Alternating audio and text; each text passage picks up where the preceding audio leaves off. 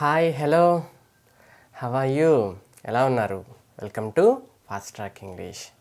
Okay, చాలా కాలం తర్వాత మళ్ళీ మనం కలుసుకోవటం జరిగింది. కొంచెం బిజీగా ఉండటం వలన వీడియో కొంచెం లేట్గా చేస్తున్నాను.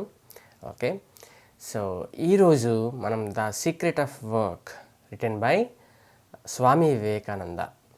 ఓకే, చూద్దాం. రైట్, ఇంట్రడక్షన్ చూద్దాం. The Secret of Work is written by Swami Vivekananda. It is taken from the complete works of Swami Vivekananda, Volume 2. Swami Vivekananda was one of the greatest Indian philosophers. He was also a preacher and a writer. So he was also a preacher ante preach చేసేవాడు, బోధించేవాడు. Okay, and writer. This essay is about the importance of spiritual help. ఈ essay ముఖ్యంగా spiritual help గురించి చెప్పేది. అంటే spiritual help అంటే spirituality గురించి.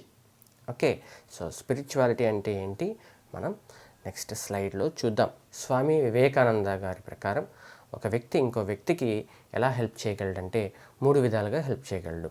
ఒకటి physical help, ఇంకొకటి ఇంటలెక్చువల్ హెల్ప్, మూడోది spiritual help. Next explanation of 3 helps గురించి మనం చూద్దాం. He describes these 3 types of helps in detail and comes to the conclusion that spiritual help is the greatest help. ఈ మూడింటిని ఈయన ఎక్స్ప్లెయిన్ చేసి ఫైనల్గా ఈయన చెప్పింది ఏంటంటే spiritual help is the greatest help. Spiritual హెల్పే చాలా గొప్ప హెల్ప్ అని ఈయన చెప్పాడు. సో ఒక్కొక్కటి చూద్దాం. Physical help.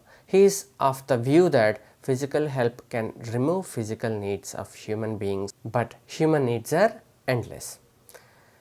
ఫిజికల్ హెల్ప్ అంటే ఏంటంటే ఫిజికల్గా హెల్ప్ చేయటం. దాహం వేసింది అనుకోండి మంచినీళ్ళు ఇవ్వటం, ఆకలి వేసింది అనుకోండి అన్నం పెట్టడం, డబ్బులు కావాల్సి వచ్చాయనుకోండి డబ్బులు ఇవ్వటం. ఓకే, తర్వాత కారు కొందాం అనిపించింది అనుకోండి కారు కొనుక్కోవటం, సెల్ ఫోన్ కొనాలనిపించింది అనుకోండి సెల్ ఫోన్ కొనుక్కోవడం, ఇట్లాంటివి ఫిజికల్ హెల్ప్స్. కానీ హ్యూమన్ నీడ్స్ ఆర్ ఎండ్లెస్. కానీ ఈ అవసరాలు, ఈ కోరికలను ఉంటాయి చూశారు, అవి ఎండ్లెస్. అవి ఎప్పటికీ ఎండ్ అవ్వవు.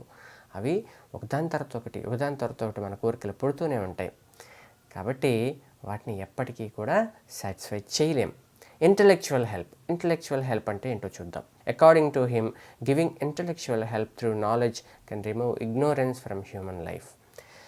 ఇంటలెక్చువల్ హెల్ప్ మనం ఎలా చేయగలుగుతామంటే త్రూ నాలెడ్జ్ ద్వారా మనం ఇంటలెక్చువల్ హెల్ప్ ఇవ్వటం వలన, నాలెడ్జ్ రావటం వలన మన అజ్ఞానం దూరమైపోతుంది.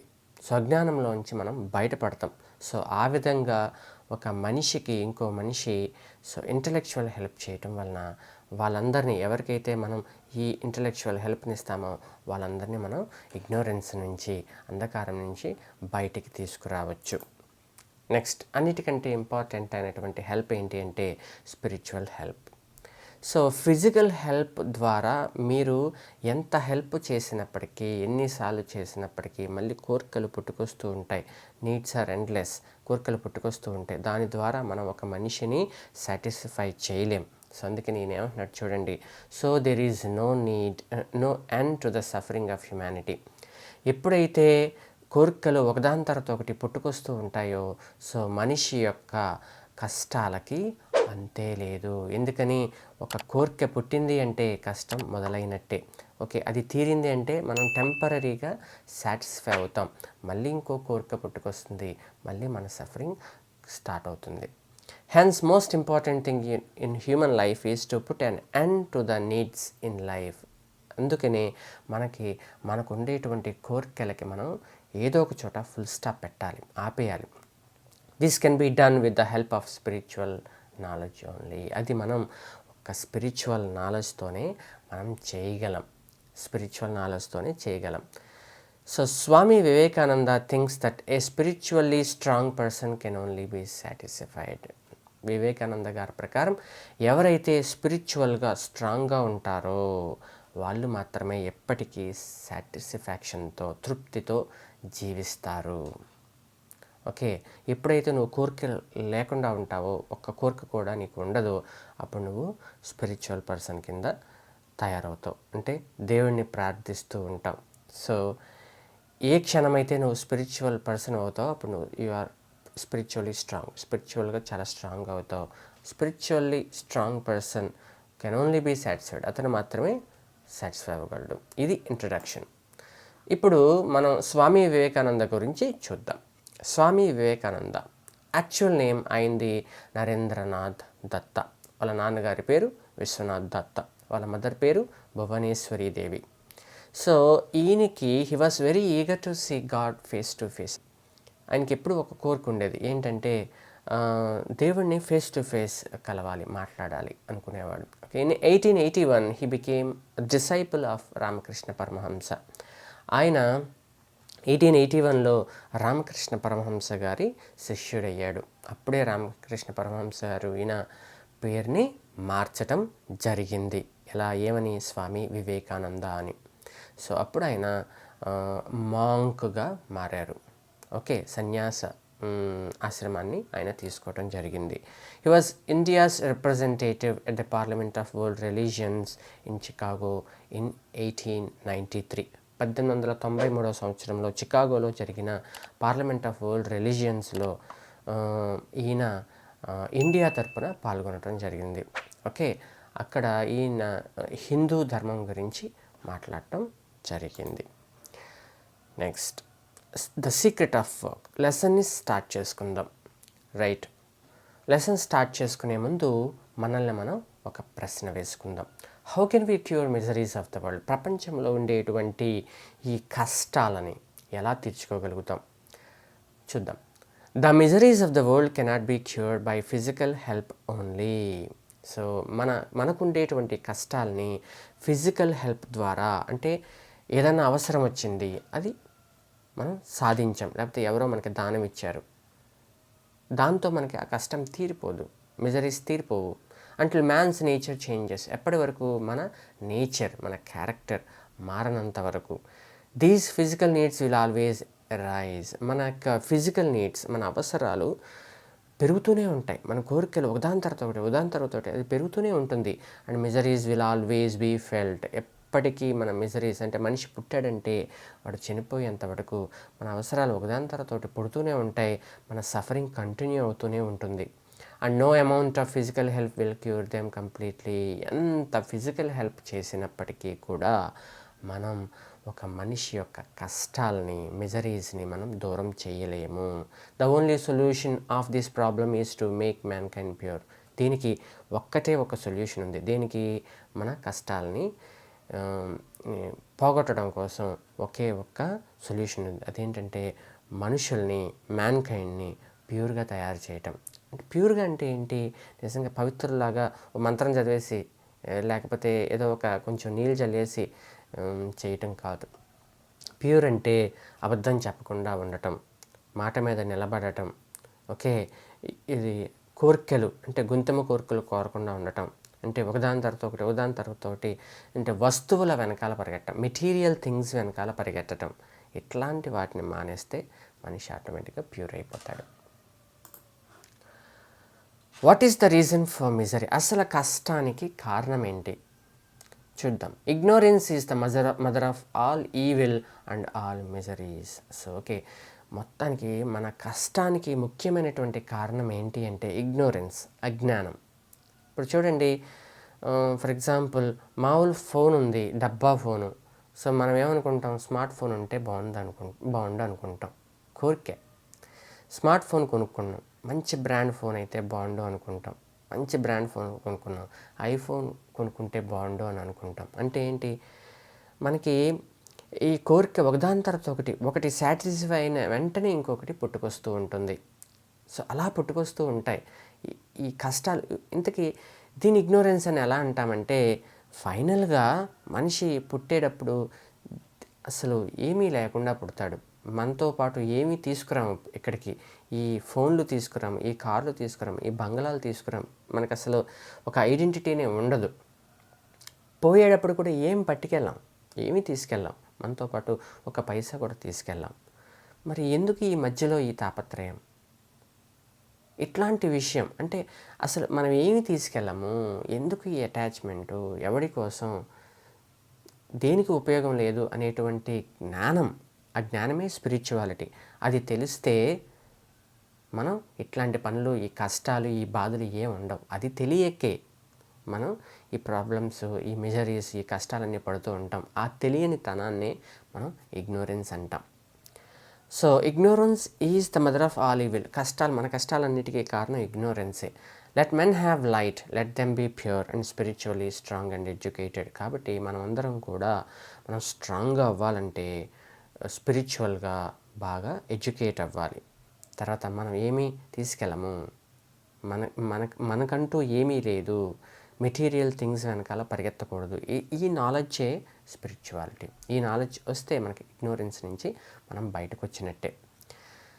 సో ఆ ఒక్క నాలెడ్జ్ మాత్రమే, ఆ ఒక్క స్పిరిచువల్ నాలెడ్జ్ మాత్రమే మనల్ని స్ట్రాంగ్గా చేస్తుంది. ఎప్పుడైతే మీరు స్పిరిచువల్గా స్ట్రాంగ్గా ఉంటారో అప్పుడు కష్టాల నుంచి మీరు బయటకి వస్తారు. So not before. అప్పటి వరకు మీకు కష్టాలు తప్పవు. We may convert every house in the country into charity asylum. For example, physical help చేయటం వలన మనం కష్టాల నుంచి దూరం అవుతామా? దానికి ఒక ఎగ్జాంపుల్ ఇచ్చారు స్వామి వివేకానంద గారు. చూద్దాం. We may convert every house in the country into charity asylum. ప్రతి ఇంట్లో చారిటీ మొదలైంది అనుకుందాం. అందరికీ హెల్ప్ చేస్తున్నారు. ఇది ఎట్లాంటి help? Physical help. We may fill the land with hospitals. ఎక్కడ చూసినా హాస్పిటల్స్ కట్టేశాం, ప్రతి ఒక్కరికి వైద్యం ఫ్రీగా ఇస్తున్నాం. But misery of man will still continue to exist. కానీ మనిషి యొక్క కష్టాలు ఇంకా కంటిన్యూ అవుతూనే ఉంటాయి. ఫిజికల్ హెల్ప్ ఎంత చేసినప్పటికీ, ఎంత హాస్పిటల్స్ కట్టినప్పటికీ, ఎంతమంది అవసరాలు మనం తీర్చినప్పటికీ కష్టాలు కంటిన్యూ అవుతూనే ఉంటాయి. Until man's character changes. ఎప్పటి వరకు? మనం ఒక మనిషి యొక్క క్యారెక్టర్ మారేంత వరకు. కర్మణ్యేవాధికారస్తే మా ఫలేషు కదాచన మా కర్మ ఫలహేతుర్వర్మతే సనగోత్స్వ కర్మణి. అంటే you have a right to perform your prescribed duties, but you are not entitled to the fruits of your actions. మీరు మీ బాధ్యతని కంటిన్యూస్గా ఆపకుండా నిర్వర్తిస్తూనే ఉండాలి. కానీ మీరు చేసినటువంటి ఆ పనికి మీరు ఏ విధమైనటువంటి ప్రతిఫలాన్ని ఎక్స్పెక్ట్ చేయకూడదు, రిటర్న్ కోరుకోకూడదు. మీరు చేసినటువంటి పనికి రిటర్న్ కోరుకోకూడదు. Never consider yourself to be the cause of the result of your activities. ఎప్పుడైనా సరే మీరు చేసినటువంటి పనికి మీరు ఎప్పుడూ రెస్పాన్సిబుల్ కాదు. ఫర్ ఎగ్జాంపుల్, నేను ఏదో గొప్ప పని చేశాను, ఒక 10 మందికి హెల్ప్ చేశాను.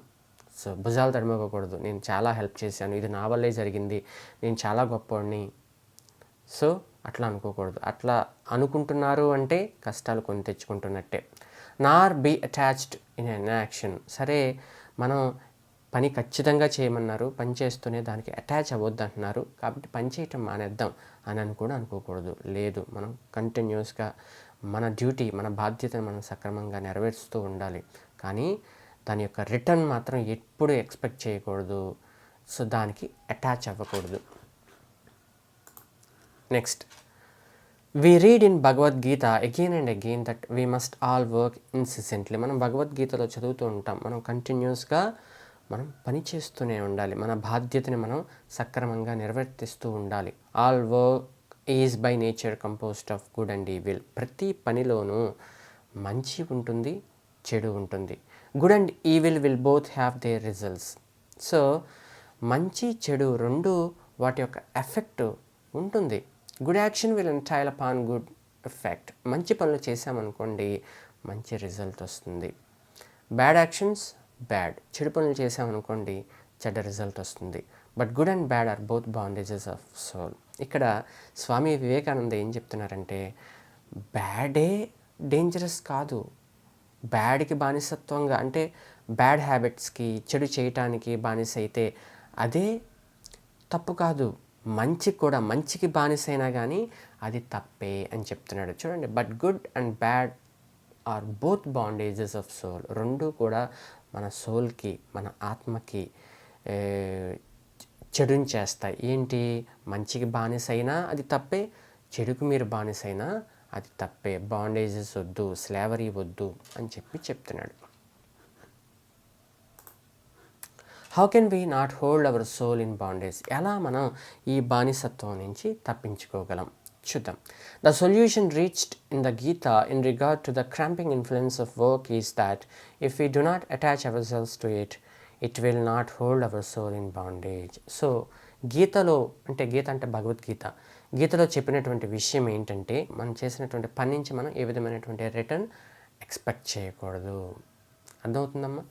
This is one central idea in the Gita, work incidentally but be not attached to it. ఇదే గీత యొక్క ఉంది, చాలా ఉన్నాయి, వాటిలో ఒక సెంట్రల్ ఐడియా ఏంటంటే మీరు కంటిన్యూస్గా పని చేయండి, రిటర్న్ మాత్రం ఎక్స్పెక్ట్ చేయకండి. ఎందుకని? పని చేయటం వరకే మన చేతిలో ఉంది, ప్రతిఫలం దేవుడిస్తాడని దాని అర్థం. నెక్స్ట్, స్వామి వివేకానంద సంస్కార గురించి చెప్పడం జరిగింది. సంస్కార can be translated very nearly by inherent tendency. అంటే సంస్కార అంటే మన ఇంప్రెషన్స్ అన్నమాట. చిన్నప్పటి నుంచి మనం ఫేస్ చేసినటువంటి ఇన్సిడెంట్స్లో, సంఘటనలో మనం నేర్చుకున్నటువంటి మన నాలెడ్జ్, మన మైండ్ ఇంప్రెషన్, మన మైండ్ మీద ఉండేటువంటి ఇంపాక్ట్ చూద్దాం. Description: Using the simile of lake for the mind, every ripple, every wave that rises in the mind, when it subsides, does not die out entirely, but leaves a mark and a future possibility of that wave coming out again. ఈయన ఏం చెప్తున్నాడంటే, ఒక లేక్ని compare చేస్తూ చెప్తున్నాడు. ఒక లేక్లో మనం stone వేసినప్పుడు అక్కడ రిపుల్స్ వస్తాయి, వేవ్స్ వస్తాయి. అలాగా మన మైండ్లో కూడా మనం ఒక సంఘటనని ఫేస్ చేసినప్పుడు మంచి అవ్వచ్చు, చెడవచ్చు, సో ఒక డిస్టర్బెన్స్ వస్తుంది, లేకపోతే ఆ రిపుల్స్ మన మైండ్లో వస్తాయి. సో లేక్లో అవి రిపుల్స్ కాసేపటికి పోతాయి, కానీ మన మైండ్లో వచ్చినటువంటి రిపుల్స్ ఉంటాయి చూసారా, అవి పోయినట్టు ఉంటాయి కానీ కాసేపటికి, కానీ అవి మైండ్లో ఇంప్రింట్ అయి ఉంటాయి. మళ్ళీ అదే సంఘటన పునరావృతం అయినప్పుడు ఇవి మళ్ళీ పాస్ట్ ఇంప్రెషన్స్ ఒక్కసారి మన కళ్ళ ముందుకి వస్తుంది. సో అదే సంస్కారం. This mark with the possibility of the wave reappearing what is called samskara. So ఈ రీఅపియరెన్స్నే మనం సంస్కార అని చెప్తాం. సబ్కాన్షియస్ మైండ్ అంటే ఏంటో చూద్దాం. మనకి 2 రకాల మైండ్లు ఉంటాయి, ఒకటి కాన్షియస్ మైండ్, ఇంకోటి సబ్కాన్షియస్ మైండ్. మనం కాన్షియస్గా చేసే పనులన్నీ కూడా కాన్షియస్ మైండ్ చేస్తుంది. ఫర్ ఎగ్జాంపుల్, మనం కాలేజీకి రావటం, కూర్చోవటం, సార్ చెప్పినటువంటి పాఠాలని వినటానికి ప్రయత్నించడం, భోజనం చేయడానికి, ఇదంతా కూడా కాన్షియస్గా చేసేటువంటి పనులు. సబ్ కాన్షియస్ అంటే మనం నిద్రపోయినప్పుడు, కాన్షియస్గా లేనప్పుడు కలవరిస్తూ ఉంటాం, అది సబ్ కాన్షియస్ మైండ్. తర్వాత సబ్ కాన్షియస్గా మనకి కొన్ని ఇంప్రెషన్స్ పనిచేస్తూ ఉంటాయి. అంటే లోపల మనం ఒకటి పట్ల జలసీగా ఫీల్ అవ్వటం, కొన్నిటి పట్ల మనం కోపంగా ఫీల్ అవ్వటం, సో అట్లాంటివన్నీ కూడా సబ్కాన్షియస్గా మనకి పనిచేస్తూ ఉంటాయి. సో దాన్ని సబ్కాన్షియస్ మైండ్ అంటాం. Every work that we do, చేసే ప్రతి పని, every moment of the body, మన బాడీ మూమెంట్, మన జెస్చర్స్ ప్రతిదీ కూడా, every thought that we think, మనం ఆలోచించే ప్రతి ఆలోచన, leave such an impression on the mind stuff, మన మైండ్ స్టఫ్ మీద ఒక ఇంప్రెషన్ని క్రియేట్ చేస్తుంది. And even when such impression are not obvious on the surface, ఆ ఇంప్రెషను బయటికి కనిపించదు, లోపల ఉంటుంది. They are sufficiently strong to work beneath the surface, అవి మన లోపల పనిచేస్తూ ఉంటాయి. ఫర్ ఎగ్జాంపుల్, ఎవడో పట్ల మనకి చాలా జలసీగా ఉంది, అది లోపల పనిచేసేస్తూ ఉంటుంది, లోపల మనల్ని తొలిచేస్తూ ఉంటుంది. ఎక్కడ అవకాశం వస్తుందా మనం అతని మీద ఆ జలసీని తీర్చుకోవడానికి మనం ప్రయత్నిస్తూ ఉంటాం, అదే సబ్కాన్షియస్. తర్వాత మన యొక్క పాస్ట్ ఇంప్రెషన్స్ ఏంటి, పాస్ట్ ఇంప్రెషన్స్ ఎలా మన మీద వర్క్ చేస్తాయో చూద్దాం. What we are every moment is determined by the sum total of these impressions on the mind. మనం ఈరోజు ఏంటి అనేది మన పాస్ట్ ఎక్స్పీరియన్సెస్, మనం ఆ ఎక్స్పీరియన్సెస్ వల్ల నేర్చుకున్నటువంటి పాఠం యొక్క ఎఫెక్టే ఈరోజు మన ప్రవర్తన, మన character. This is really what is meant by character, దాన్నే మనం క్యారెక్టర్ అంటాం. సో మీరు ప్రతిదానికి చక్కగా ఎట్లాంటిది జరిగినా కానీ చాలా పాజిటివ్గా రియాక్ట్ అవుతున్నారు, ఎవరు తిట్టినా కానీ నవ్వుతున్నారు, అంటే ఇవన్నీ కూడా పాస్ట్లో నేర్చుకున్నారు, ఎలా రియాక్ట్ అవ్వకూడదు, ఎలా రియాక్ట్ అవ్వాలి అని. ఇదంతా కూడా పాస్ట్లో మీరు చాలా సంఘటనలు ఎట్లాంటివి ఫేస్ చేసి నేర్చుకున్నారు, ఇప్పుడు దాన్ని వాడుతున్నారు. అదే character. Each man's character is determined by the sum total of these impressions. So if good impressions prevail the character becomes good, if bad the character becomes bad. మీరు మంచిగా రియాక్ట్ అవుతున్నారు అనుకోండి, సో ఎట్లాంటివి జరిగినా మీరు పాజిటివ్గా మంచిగా రియాక్ట్ అవుతున్నారు, so మీ character మంచిది. ప్రతిదానికి ఇరిటేట్ అయిపోతూ ప్రతిదానికి కోపం తెచ్చేసుకొని చాలా ప్రాబ్లమ్ని క్రియేట్ చేస్తున్నారు అనుకోండి, so your character becomes bad. Next, how does a man become a bad man? ఎలా ఒక మనిషి బ్యాడ్ మనిషి అవుతాడు చూద్దాం. If a man continuously hears a bad words, thinks bad thoughts, does bad actions, and his mind will be full of bad impressions, and they will influence his thoughts and work without his being conscious of the fact. ఒక మనిషి ఎప్పుడు కూడా చెడు మాటలే మాట్లాడుతూ చెడ్డ ఆలోచనలే ఆలోచిస్తూ ఉంటే వాడు డెఫినెట్గా తప్పుడు పనులు చేస్తూ ఉంటాడు. సో వాడికి ఉండేటువంటి ఇంప్రెషన్స్ అన్నీ వాడి మైండ్లో బ్యాడే. సో ఆటోమేటిక్గా తన యొక్క ప్రయత్నం లేకుండానే అప్రయత్నంగా బ్యాడ్ యాక్షన్స్ని చేస్తూ ఉంటాడు. సో అట్లాంటివన్నీ బ్యాడ్ మ్యాన్ అంటాం. In fact these bad impressions are always working and their resultant must be evil. So that man will be a bad man and he cannot help it. The sum total of these impressions in him will create strong motive power for doing bad actions. ఎప్పుడైతే ఇవన్నీ మైండ్లో ఈ bad impressions అన్నీ ఉంటాయో, so వాడు he cannot help it, వాడు చెడ్డ పనులే చేస్తూ ఉంటాడు, వాడి కంట్రోల్ వాడికి ఉండదు. తర్వాత ఆ బ్యాడ్ లోపల ఉన్నటువంటి బ్యాడ్ వాడిని తోసేస్తూ ఉంటుంది బ్యాడ్ పనులు చేయడానికి. సో కాబట్టి వాడిని బ్యాడ్ మ్యాన్ అంటాం. నెక్స్ట్, గుడ్ మ్యాన్ ఎవరు? If a man thinks good thoughts and does good works and sum total of these impressions will be good and they in a similar manner will force him to do good. అలాగే ఇందాక దానిలాగే ఎప్పుడు మంచి ఆలోచనలు ఆలోచిస్తూ ఎప్పుడు మంచి పనులు చేస్తూ ఉంటే సో మన మైండ్లో ఉండేటువంటి ఇంప్రెషన్స్ అన్నీ కూడా మంచిగా ఉంటాయి. సో ఆటోమేటిక్గా మనం ఇప్పుడు ఏం చేసినా మంచి పనులే చేస్తాం. When a man has done so much good work and thought so many good thoughts that there is an irresistible tendency in him to do good. So ఎప్పుడైతే మనం అన్ని మంచి పనులే చేస్తూ ఉంటామో, అన్ని మంచి ఇంప్రెషన్స్ ఏ ఉంటాయో, ఆటోమేటిక్గా లోపల ఎలా ఉంటుందంటే సో ఆటోమేటిక్గా మనకు తెలియకుండానే అన్కాన్షియస్గా కూడా సబ్కాన్షియస్గా మనం మంచి పనులు చేసేస్తూ ఉంటాం, హెల్ప్ చేస్తూ ఉంటాం. సో అట్లాంటి వాళ్ళని గుడ్ మ్యాన్ అంటాం. Next, if a character is set to be established, how will it be? ఏదైనా ఒక క్యారెక్టరు ఎలా ఎస్టాబ్లిష్ అవుతుందండి? ఇడు మంచివాడు, ఇడు చెడ్డవాడు. సో ఒక మంచి క్యారెక్టర్ ఎస్టాబ్లిష్ అయింది, సో అందులోనే ఉంటాడు, అందులో నుంచి బయటికి రాడు. చూద్దాం ఎందుకని ఒక క్యారెక్టర్ ఎస్టాబ్లిష్ అయిన తర్వాత రావటం కష్టము. యాజ్ ద టార్టాయిస్, ఇక్కడ స్వామి వివేకానంద ఒక ఎగ్జాంపుల్తో చెప్తున్నారు, చూద్దాం. As the tortoise tucks its feet and head inside the shell and you may kill it and break it in pieces and yet it will not come out. ఒక టార్టాయిస్ని తీసుకున్నాం, దాన్ని పట్టుకున్నాం. సో ఎప్పుడైతే మనం టార్టాయిస్ని పట్టుకుంటామో అది దాని తల ఆ షెల్ లోపలికి తీసేసుకుంటుంది. మీరు దాన్ని కింద పడి నేలకేసి కొట్టండి, లేకపోతే కత్తితో పొడి చేయండి, ఒక్కొక్క దాన్ని తిప్పేసి ఆ ఫ్లెష్ని మీరు ముక్కలుగా కట్ చేసి తీసేసినా సరే దాని హెడ్ లోపల నుంచి బయటికి తీయదు. అది దాని యొక్క character instinct. Even so the character if the man who has control over his motives and organs is unchangeably established. అట్లాగే మనిషి కూడా, ఒక మనిషి ఒక క్యారెక్టర్కి ఎస్టాబ్లిష్ అయ్యాడంటే వాడి సెన్సెస్ మీద కంట్రోల్ ఉంటుంది. ఇది మంచిగా ఎస్టాబ్లిష్ అయితే he controls his own inner forces, వాడికి ఇన్నర్ ఫోర్సెస్ని కంట్రోల్ చేయగలడు. And nothing can draw them out against his will, అతని యొక్క ఇష్టానికి వ్యతిరేకంగా అవి బయటికి రావు.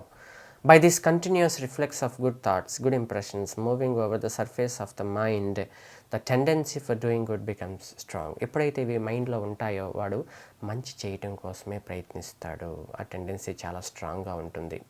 And as a result we feel able to control the ఇంద్రియాస్. అప్పుడు మనం ఫీల్ అవుతాం, మన ఇంద్రియాస్ అంటే మన జ్ఞానేంద్రియాలు, మన సెన్సెస్ అన్నీ కూడా మన కంట్రోల్లో ఉన్నట్టు మనం ఫీల్ అవుతాం. దస్ alone will character be established, then alone a man gets the truth, such a man is safe forever. So అప్పుడే మన యొక్క మంచి క్యారెక్టర్ ఎస్టాబ్లిష్ అవుతుంది. తర్వాత ఒక మనిషికి వాట్ ఈజ్ ట్రూత్, నిజం ఏంటి, అసలు మనిషి ఎలా ఉండాలి అన్నటువంటి విషయం తెలుస్తుంది. అప్పుడు ఒక మనిషి యొక్క క్యారెక్టర్ ఎస్టాబ్లిష్ అవుతుంది. ఒక మనిషికి నిజం తెలుస్తుంది. ఆ నిజమే spirituality. Such a man is safe for ever. అట్లాంటి మనిషి ఎప్పటికీ కూడా సేఫ్గా ఉంటాడు. He cannot do any evil. ఎట్టి పరిస్థితుల్లోనూ తప్పు చేయడు. You may place him in any company, there will be no danger for him. ఎట్లాంటి ప్లేస్లో ఉంచినప్పటికీ కూడా వాడికి వచ్చినటువంటి భయమేమీ లేదు.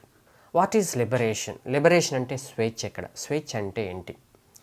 Liberation means freedom from the bondages of good as well as bondage of soul. ఇక్కడ లిబరేషన్ అంటే స్వేచ్ఛ అమ్మ. దేని నుంచి స్వేచ్ఛ? స్లేవరీ నుంచి, బానిసత్వం నుంచి. అంటే మంచికి బానిస అయ్యాడనుకోండి ఎవడన్నా, దాని నుంచి స్వేచ్ఛ. చెడుకి బానిస అయ్యాడనుకోండి, దాని నుంచి స్వేచ్ఛ. దాన్ని లిబరేషన్ అంటాం. ఈ golden chain is as much chain as iron chain. ఒక మనిషికి ఐరన్ చైన్ వేశాం,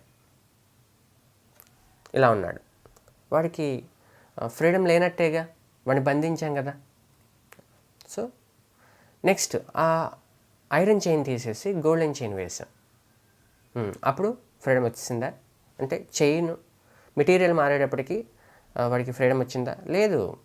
చైన్ ఈజ్ ఆల్వేస్ చైన్, బానిసత్వం ఈజ్ ఆల్వేస్ బానిసత్వం. అది మంచిదైనా సరే చెడుదైనా సరే. అంటే గోల్డెన్ చైన్ అయినా సరే ఐరన్ చైన్ అయినా సరే వాడికి ఫ్రీడమ్ లేదు అంటే ఫ్రీడమ్ లేదు. కాబట్టి మంచికైనా సరే చెడుకైనా సరే అడు బానిస అయ్యాడంటే అడు బానిస అంతే, అది చెడే. Example, there is a thorn in my finger and I use another to take first one out, and when I have taken it out, I threw both of them aside. I have no necessity for keeping the second thorn because both are thorns after all. సరే, for example మన చేతికి ముళ్ళు గుచ్చుకుంది అనుకోండి, అది చాలా బాధిస్తూ ఉందనుకోండి. So ఆ ముళ్ళుని తీయటానికి మనకి ఇంకో ముళ్ళు అవసరం అవుతుంది, అవునా కదా? సో ఈ బాధించేటువంటి ముళ్ళుని ఈ ముళ్ళు సహాయంతో మనం తీసేసి ఈ బాధించినటువంటి ముళ్ళని పాడేసి మనకి హెల్ప్ చేసినటువంటి ముళ్ళని జేబులో పెట్టుకుంటామా? పెట్టుకోము. అది కూడా ముళ్ళే, జేబులో పెట్టుకుంటే గుచ్చుకుంటుంది. కాబట్టి మనకు హెల్ప్ చేసింది కదా అని అది ముళ్ళు కాకుండా పోతుందా? కాబట్టి మనం ఏం చేయాలంటే హెల్ప్ చేసినప్పటికీ హెల్ప్ చేయనప్పటికీ దాంతో మనం అటాచ్మెంట్ ఉండకూడదు. సో ఏం చేస్తాం, ఒకసారి చేతికి కూర్చున్న ముళ్ళు తీసేసిన వెంటనే 2 ముళ్ళని పారేస్తాం. సో లైఫ్లో కూడా అంతే, చెడైనా మంచైనా దానికి అటాచ్ అవ్వకూడదు. అటాచ్ అయితే బానిసత్వం మొదలైపోద్ది. So the bad tendencies are to be counteracted by the good ones and the bad impressions on the mind should be removed. So bad tendencies అన్నీ పోవాలంటే గుడ్ని మనం అలవర్చుకోవాలి. అప్పుడు మెల్లమెల్లగా బ్యాడ్ ఇంప్రెషన్స్ పోతాయి. Until all that is evil almost disappears and so subdued and held in control in the corner of the mind. But after that, a good tendencies have also be conquered. So, మనం bad tendencies నుంచి బయటికి రావాలంటే good వైపు నడవాలి. బాగానే ఉంది. Good tendencies వచ్చినప్పుడు మనం దాటిని అలవర్చుకున్నప్పుడు ఫాలో అవుతున్నప్పుడు బ్యాడ్ అంతా పోతుంది, మనం మంచిగా తయారవుతాం. కానీ ఆ మంచిని కూడా జయించాలి, మళ్ళీ దానికి బానిస అయిపోకూడదు. అది వివేకానంద గారు చెప్తున్నారు. But after that the good tendencies have also be conquered. వాటిని కూడా జయించాల్సి ఉంటుంది. ఫర్ ఎగ్జాంపుల్, ఒకడు అంతా మంచి పనులు చేస్తున్నాడండి, సేవ చేస్తూ ఆ సేవ చేస్తూ అందరూ ఆయన పొగుడుతున్నారు, చాలా గొప్పవాడని పొగుడుతున్నారు. ఆయన ఆ పొగడ్తలకు అలవాటు అయిపోయాడు. మీకు అర్థమైందా? ఆ పొగడ్తలకు అలవాటు పడిపోయాడు అంటే మెల్లమెల్లగా గుడ్కి బానిస అయిపోతున్నాడు. ఇంకా ఆ పొగడ్తల కోసం ఇంకా చేస్తున్నాడు, ఇంకా పొగుడుతున్నారు. ఇంకా అంటే ఏంటి, ఇంకా చేస్తున్నాడు. కొంతమంది ఆస్తులు తరిగిపోతూ ఉంటాయి, మొత్తం పెట్టేస్తారు. సో తన మీద ఆధారపడి ఉన్న వాళ్ళు రోడ్డు మీదకి వచ్చేస్తారు. ఎందుకు జరిగింది ఇదంతా అంటే అతను ఆ సేవ అనే దానికి బానిస అయిపోయాడు. సో మంచికి బానిసైనా బానిసే. How can we be unattached? మనం రిటర్న్ ఎక్స్పెక్ట్ చేయకుండా ఎలా ఉండేది? ఒక పనికి అన్అటాచ్డ్ అంటే అటాచ్ అవ్వకుండా ఎలా ఉండేది? సో ఒకసారి చూద్దాం. Let not the action or the thought produce a deep impression on the mind. Let the ripples come and go. Let huge actions proceed from muscles and the brain, but let them not make any deep impression on the soul. Let not the action and the thought produce a deep impression on the mind. ఏదైనా సరే మన పనులు, మన ఆలోచనలు మన mind మీద deep impression లేకుండా చూసుకోవాలి. Let the ripples come and go. Ripples అంటే మనం ఏదన్నా ఒక సంఘటన ఫేస్ చేసినప్పుడు ఆ రిపుల్స్ వస్తాయి, వేవ్స్ వస్తాయి, రానివ్వండి, పోనివ్వండి. Let huge actions proceed from muscles and brain, let them not make any deep impression on the soul. ఆ రిపుల్స్ యొక్క ప్రభావం మీ మైండ్ మీద ఎక్కువ ఉండకుండా, డీప్ ఇంప్రెషన్ ఉండకుండా చూసుకోండి. Okay, how can we control our cells not to have deep impression on the mind? మన mind మీద వాటి యొక్క డీప్ ఇంప్రెషన్ పడకుండా ఎలా ఉండాలి, ఎలా చేయాలి అంటే, we see that impressions of any action that which we get attached remains. ఎప్పుడైనా సరే మన అటాచ్మెంట్ ఉందనుకోండి ఏదైనా ఇంప్రెషన్కి, సో కష్టమే, అవి మన మైండ్లో ఉండిపోతాయి. ఫర్ ఎగ్జాంపుల్ చూడండి, I may meet hundreds of persons during the day, and among them meet also one whom I love. And when I retire at night, I may try to think of all the faces I saw. But only the face comes before the mind, the face which I met perhaps only for 1 minute and which I loved. All the others have vanished. చూడండి, మనం కొన్ని వందల మందిని కలిసాం ఈరోజు. వాళ్ళలో మధ్యలో ఒక్క నిమిషం పాటు మనకు బాగా నచ్చిన వాళ్ళని మనం కలిసాం. ఇప్పుడు రాత్రి నిద్రపోయే ముందు ఒక్కసారి ఊహించుకోవడం స్టార్ట్ చేశాం, నేను ఎవరెవరిని కలిశాను అని. ఆ వందల మంది మనకి గుర్తురారు. ఒక్క నిమిషం పాటు మనం ఎవరినైతే బాగా ప్రేమిస్తున్నామో వాళ్ళు మాత్రం మన కంటి ముందు ప్రత్యక్షమవుతారు. అలా ప్రత్యక్షమైపోతారు మన కంటి ముందు. ఎందుకని అంటే ఆ ఒక్క వ్యక్తి ఎవరినైతే మనం ప్రేమిస్తున్నామో వాళ్ళు మన మైండ్ మీద చాలా డీప్ ఇంప్రెషన్ని క్రియేట్ చేశారు. అందుకని వాళ్ళు కనిపించారు. మిగతా వాళ్ళు ఎవరు డీప్ ఇంప్రెషన్ క్రియేట్ చేయలేరు కాబట్టి వాళ్ళు మనకి గుర్తులేరు. My attachment to this particular person cast a deep impression on my mind than all the other faces. మిగతా ఫేసెస్ కంటే ఈ పర్టికులర్ ఫేస్ మన మైండ్ మీద డీప్ ఇంప్రెషన్ కలుగజేసింది కాబట్టి వాళ్ళు గుర్తొచ్చారు. Physiologically the impressions have all been the same, but this deep impression on our mind makes us attached. ఫిజియలాజికల్గా మామూలు ఇంప్రెషన్స్ అన్నీ సేమే, కానీ ఈ డీప్ ఇంప్రెషన్ ఉంది చూశారు, అది మనల్ని అటాచ్మెంట్కి గురి చేస్తుంది. ఓకే, సో అట్లాంటి అటాచ్మెంట్కి మనం దూరంగా ఉండాలి. It will be easy to be unattached if we know these things. So మనం అటాచ్ అవ్వకుండా ఎలా ఉండాలో మనం ప్రయత్నిస్తే, వీటిని ఫాలో అయితే మనం ఈజీగా అటాచ్ అవ్వకుండా ఉండొచ్చు. చూద్దాం. Therefore, be unattached. Let the brain centers work incessantly. మనం కంటిన్యూస్గా పని చేయాలి, మన బాధ్యతను మనం నెరవేర్చాలి. But let not the mind be affected. మన మైండ్ ఎఫెక్ట్ అవ్వకుండా మనం చూసుకోవాలి. డీప్ ఇంప్రెషన్, మన మైండ్లో డీప్ ఇంప్రెషన్ కలగకుండా చేసుకోవాలి. Work as if you are a stranger in this land. ఎలా వర్క్ చేయాలి? ఒక విషయాన్ని మనం గుర్తుపెట్టుకోవాలి, ఈ ఎర్త్ మీద మనం పర్మనెంట్గా ఉండటానికి రాలేదు, మనం టెంపరీ. ఎప్పటి నుంచి, ఎన్ని వేల సంవత్సరాల నుంచి, ఎన్ని కోట్ల సంవత్సరాల నుంచో ఈ భూమి ఉంది, మనం మధ్యలో వచ్చాం. సో మన పని అవగానే మనం మళ్ళీ వెళ్ళిపోతాం. సో వీఆర్ టెంపరీ, భూమి మీద టెంపరీ అని గుర్తుపెట్టుకోండి. ఏ సోజర్నర్, తర్వాత ఒక టెంపరీ స్టే కోసం మనం వచ్చాం. సోజర్నర్ అంటే టెంపరీ ట్రావెలర్, ఆర్ టెంపరీగా ఉండటానికి వచ్చిన వాడిని సోజర్నర్ అంటాం. వర్క్ ఇన్సిసెంట్లీ, కంటిన్యూస్గా పనిచేయి, but do not bind yourself. కానీ ఆ వర్క్కి మనల్ని మనం బైండ్ చేసుకోకూడదు, ఆ వర్క్ నుంచి మనం ప్రతిఫలాన్ని ఎక్స్పెక్ట్ చేయకూడదు. బాండేజ్ ఈజ్ టెరబుల్, అంటే స్లావరీ అనేది, బానిసత్వం అనేది చాలా డేంజరస్, భరించలేం. This world is not our habitation. ఈ ప్రపంచం అనేది మన హ్యాబిటేషన్ కాదు, మన సొంతది కాదు, మనదేం కాదు. It is only one the many stages through which we are passing. ఇది ఏంటంటే మనం పాస్ అయ్యేటువంటి స్టేజెస్లో ఇది ఒక స్టేజ్గా మాత్రమే మనం గుర్తుపెట్టుకోవాలి. ఇది మన పర్మనెంట్ ప్లేస్ కాదు. సో అప్పుడు మనం దానికి అటాచ్ అవ్వం అన్నమాట. రైట్. స్లేవ్ వర్సెస్ మాస్టర్, అంటే స్లేవ్స్ వర్క్ ఎలా ఉంటుంది, మాస్టర్స్ వర్క్ ఎలా ఉంటుందో చూద్దాం. There is no true love possible in the slave. స్లేవ్లో మనకి ట్రూ లవ్ పాసిబుల్ కాదు. చేతులకి సంఖ్యలు వేసేసి మాస్టర్ నువ్వు నన్ను ప్రేమించంటే ప్రేమిస్తాడేంటాడు, ప్రేమించాడు. If you buy a slave and tie him down in chains and make him work for you, he will work like a drudge, but there will be no love in him. So ఒక స్లేవ్ని తీసుకొచ్చి వాడి చేతులు కట్టేసి వాడితో బలవంతంగా పని చేయించామనుకోండి, వాడు ఎలా వర్క్ చేస్తాడు? చాలా ఒక బానిస బతుకుతాడు, వాడికి ఇష్టం లేకుండా పని చేస్తాడు. అట్లాంటి వాడిలో ప్రేమ ఎక్కడ ఉంటుందండి? So when we ourselves work for things, the work as slaves, there can be no love in us and our work is not true work. మనం అయినా అలాగే ఇష్టం లేకుండా ఒక స్లేవ్స్ పని చేస్తున్నాం అనుకోండి, అప్పుడు మనలో కూడా ప్రేమ ఉండదు. సో ఆ పనిని మనం ప్రేమించలేం. అట్లాంటి పనిని ట్రూ వర్క్ అనం.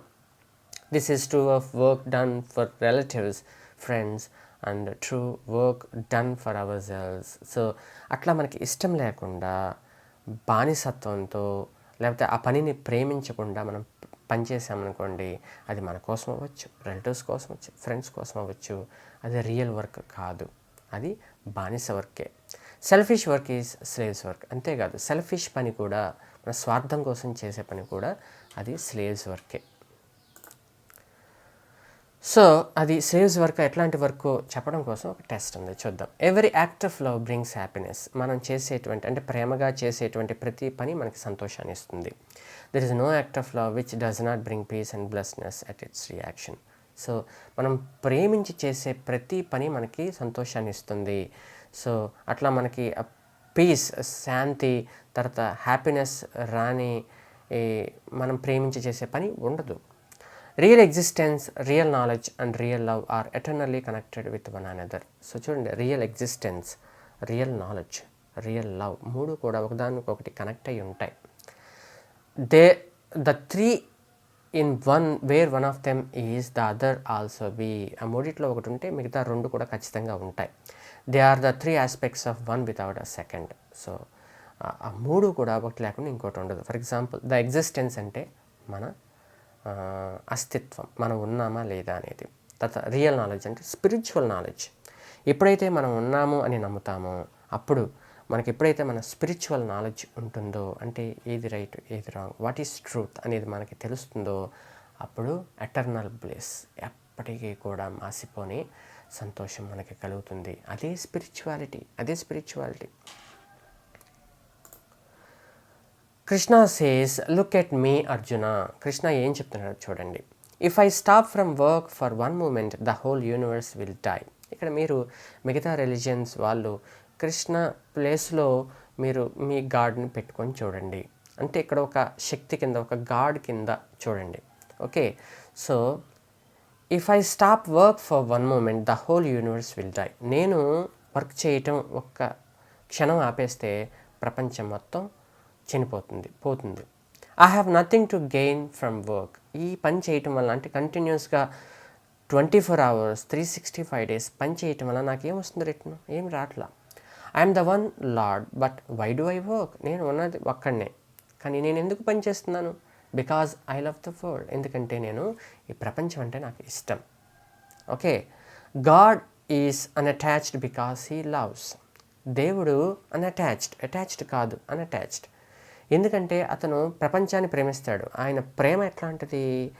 రియల్ లవ్ అయింది. మనలాంటి లవ్ కాదు, రిటర్న్ ఎక్స్పెక్ట్ చేసే లవ్ కాదు, రిటర్న్ ఎక్స్పెక్ట్ చేయని లవ్, రియల్ లవ్.